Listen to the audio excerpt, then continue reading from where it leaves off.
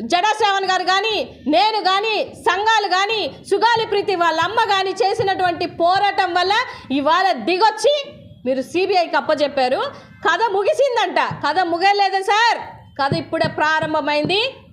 ఎట్టి పరిస్థితుల్లో మీరు సిబిఐకి ఆ బిడ్డకు జరగాల్సినటువంటి న్యాయం చేయకపోతే ఒక ట్రైబల్ మహిళని కూడా తెలియకుండా మీరు నోటికి వచ్చినట్టుగా సింగులర్గా మాట్లాడుతూ బెదిరిస్తూ ఏమైనా చేస్తాము అని అంటే ఇక్కడ బెదిరిపోవడానికి, భయపడడానికి మేమంతా అంబేద్కర్ గారి వారసులం.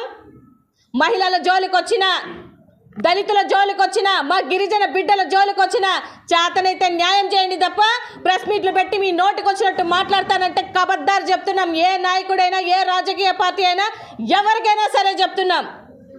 మా కోసం మాట్లాడేటప్పుడు కాస్త నోరు అదుపులో పెట్టుకొని మాట్లాడండి. మీకు చేతనైతే న్యాయం చేయండి, పోరాడండి. డిఎన్ఏ ఉందని చెప్తున్నారు కదా మీరే. వీళ్ళకి మ్యాచ్ చేయకపోతే ఎవరికి మ్యాచ్ అయ్యాయో కూడా తేల్చాల్సినటువంటి బాధ్యత మీది.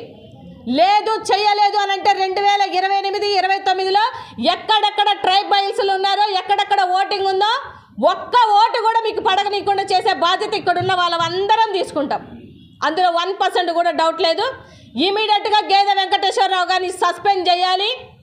సస్పెండ్ చేయనట్లయితే మాత్రం ఏం జరుగుతుందో రాబో రోజులలో ఈ ఉద్యమాన్ని ఎంతవరకు మేము ముందుకు తీసుకెళ్లాలో తీసుకెళ్తామని ఈ సందర్భంగా తెలియజేస్తూ వచ్చినటువంటి మీడియా మిత్రులందరికీ కృతజ్ఞతలు తెలియజేస్తూ జై భీమ్.